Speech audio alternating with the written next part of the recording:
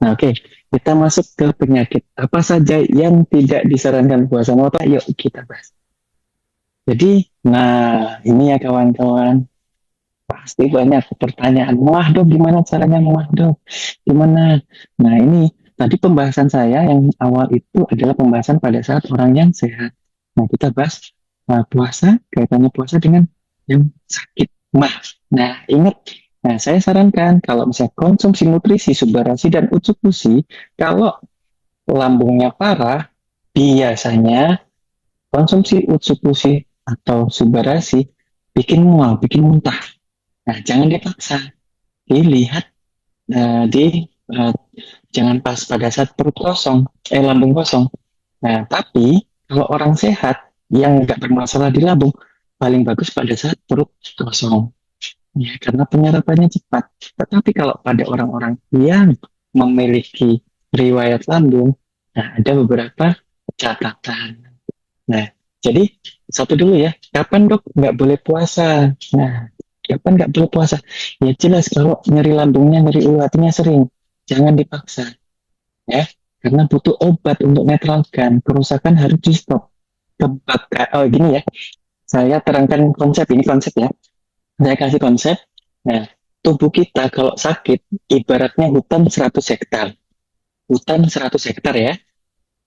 Tubuh kita itu hutan 100, organ kita tuh ada hutan 100 hektar. Kemudian sakit. Sakit itu ibaratnya kebakaran. Kebakarannya sudah 50 hektar. Jadi oh, hutannya udah gundul 50 hektar.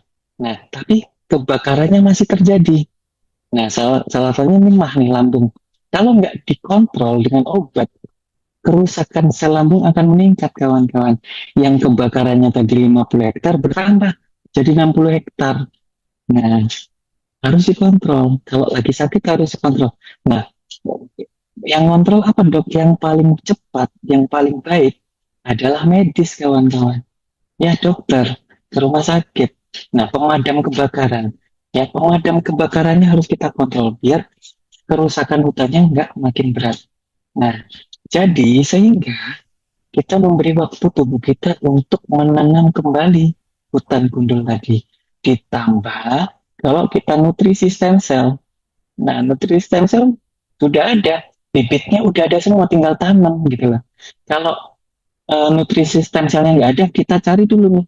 Kita cari kemana, ke sana kemari. Eh, bibit ini ada nggak? Pergi dulu kemana? Pergi dulu kemana? Akhirnya lama nanamnya. Tapi kalau di nutrisi stem cell, proses penanaman hutan kembalinya itu sangat cepat.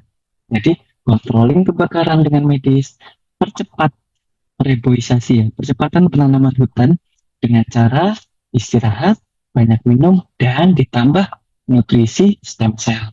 Nutrisi alternatif stem cell ya. Nah, itu konsepnya seperti itu. Jadi, dikaitkan lagi sama lambung dok, gimana? Ya kontrol lambungnya, obat lambung dikontrol. Jangan hanya menanam menanam pohon saja, tetapi pemadam kebakarannya juga harus dipakai jika kebakarannya enggak meningkat. Ya, jadi kalau ada pasien-pasien yang lambung dengan nyeri ulu hatinya sering, muntah, muntah darah atau gangguan pencernaan berat, ya tidak saya sarankan untuk berpuasa karena harus diobatin lambungnya biar nggak makin rusak ya. Nah solusinya gimana dok? Ya konsultasi ke dokter ya.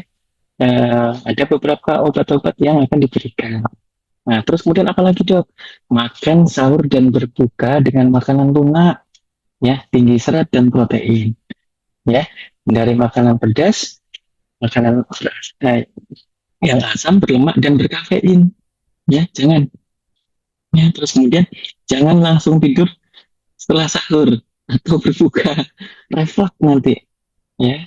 Nah habis kekenyangan dok, waduh enak dok makan, makanya banyak banget, udah lambungnya tadi habis istirahat langsung dibangunin ya, kaget habis itu langsung tidur, wah naik, rusaknya makin nggak di lambung aja, ke esofagus juga rusak ya. Nah tipis, gampang gampang luka lambungnya karena ibaratnya makanan itu kan punya massa. massa itu terpengaruh oleh gravitasi. Kalau kita tidur dia gampang naik ke atas. Harusnya dia ke bawah, malah nggak ke bawah dia naik kalau ke esofagus. Di mana esofagus nggak ada pertahanan terhadap asam, naik ke atas sudah makin rusak, ya, makin sakit kawan-kawan. Nah, kemudian konsumsi obat lambungnya ini sebelum sahur. Pentingnya sebelum sahur. Ya, kadang boleh sebelum tidur, boleh sebelum sahur. Itu ya, yang utama poinnya di sini. Ya, kalau konsumsi obat lambung yang wajib ya, kalau ada pasien-pasien sakit lambung itu sebelum sahur atau sebelum tidur. Nah, ini yang penting. Atau ada kondisi-kondisi khusus oleh tergantung nanti ke dokter ya. Jadi kalau kawan-kawan dengan kondisi yang saya sampaikan ini segera konsultasikan ke dokter.